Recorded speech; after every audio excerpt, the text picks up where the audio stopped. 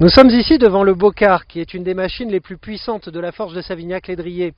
Son rôle est de concasser du minerai de fer, mais aussi du laitier. Alors qu'est-ce que le laitier?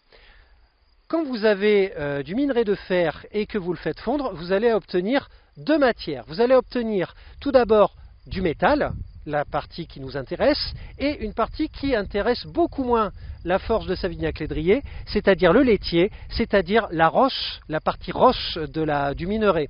Donc celle-ci, complètement fondue, est évacuée du haut fourneau, et ensuite elle est mise à durcir. On obtient donc une sorte de pâte de verre extrêmement dure, coriace et difficilement valorisable. Le but de cette machine est de concasser cette roche durcie, qui ressemble un peu à de la lave, puisque ce n'est ni plus ni moins d'ailleurs que de la lave artificielle. Et une fois concassé, on utilisait le laitier dans plusieurs préparations. Dans de l'enrobé à chaud, eh bien, ça servait à faire des routes. On utilisait aussi le laitier concassé mélangé à du mortier pour faire des briques de très faible qualité. Et on utilisait de gros morceaux de laitier aussi pour faire du ballast. Ce sont les cailloux qu'on retrouve sous les rails de chemin de fer, puisque cette roche étant très dure, elle résiste très bien au frottement et à l'abrasion. Voici une reproduction du bocard, une maquette, et comme toutes les machines-outils de la forge de Savignac-Lédrier, cela fonctionnait à l'énergie hydraulique avec un système très simple. Vous avez une roue à auger qui est entraînée par une arrivée d'eau.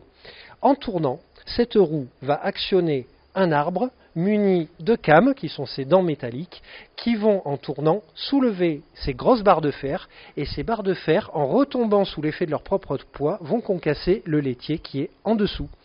Donc, l'eau arrive sur la roue, fait tourner la roue, entre dans l'arbre, les cames tournent, soulèvent les barres de fer, qui tombent et concassent le laitier.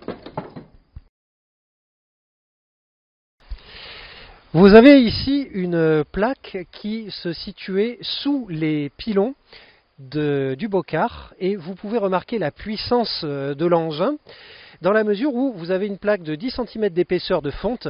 Et bien vous voyez qu'au bout d'à peine un mois d'utilisation, le bocard perforait cette plaque qui servait en fait d'enclume pour avoir un meilleur effet de percussion sur le minerai et sur le laitier. Le laitier, on en trouve partout. En fait, le sol, il faut savoir qu'il est saturé de laitier, tant et si bien que les taupes ici le font remonter régulièrement quand elles creusent leur taupinière. Et donc, sans chercher bien loin, on trouve très facilement à la surface des taupinières, voilà par exemple un beau morceau de laitier.